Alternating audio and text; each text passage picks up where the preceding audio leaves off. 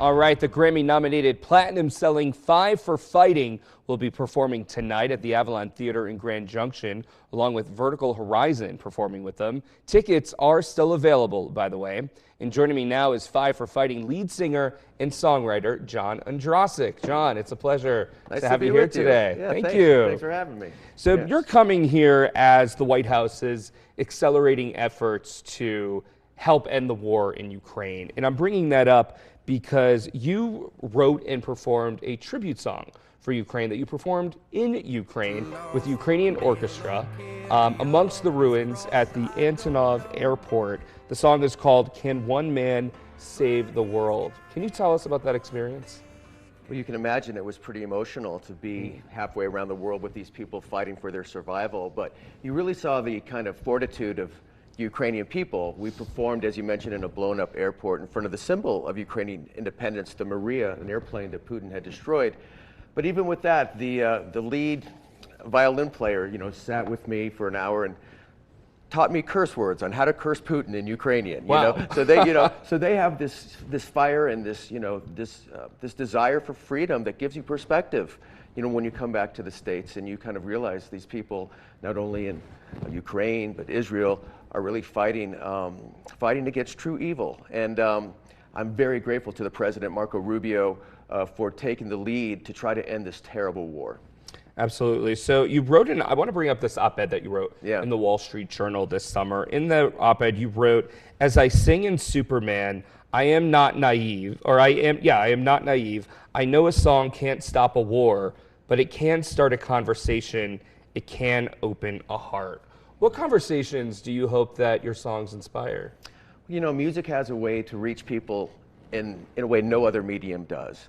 And certainly, just recently, we did a new version of my song, Superman, to recognize the plight of the hostages and their families. Superman was the song that celebrated and recognized the heroes of 9/11. 9/11, yeah, I remember And of that. course, for our Jewish friends, October 7th is their 9/11. So we did a new version of Superman to recognize the hostages and keep the spotlight where it belongs. And again, I think we may see some progress there, like we are in Ukraine with the hostages. So fingers crossed, and we pray they're all home soon. Well, let's hope for sure. Yeah. Can you perform some of that new version? Sure. All right.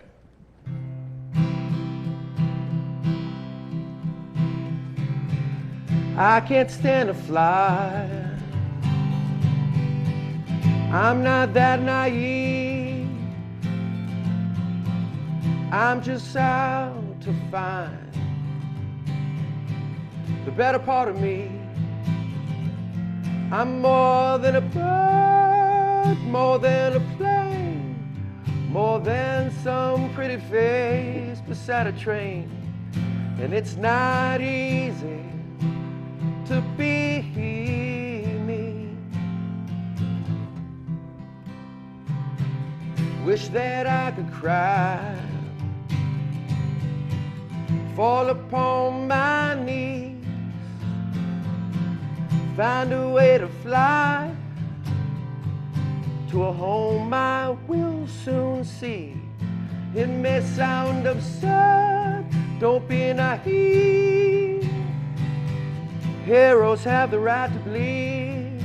I may be disturbed, won't you concede? Heroes have the right to bleed.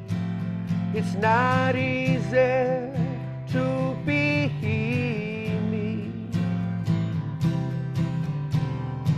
And up and away from me, now it's alright.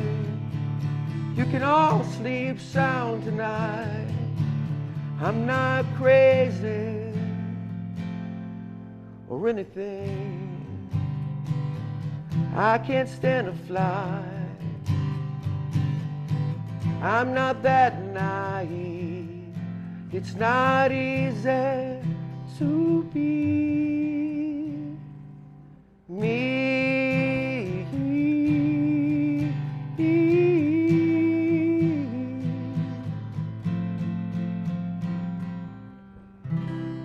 All right, that was beautiful. Thank you for sharing that with us. Thank you. So again, the performance is tonight at the Avalon Theater, 7 o'clock. Tickets are still available. You can go to the website on your screen right there to find out more information. Thank you for being here today. I appreciate it. My very much. pleasure. Thanks for having me.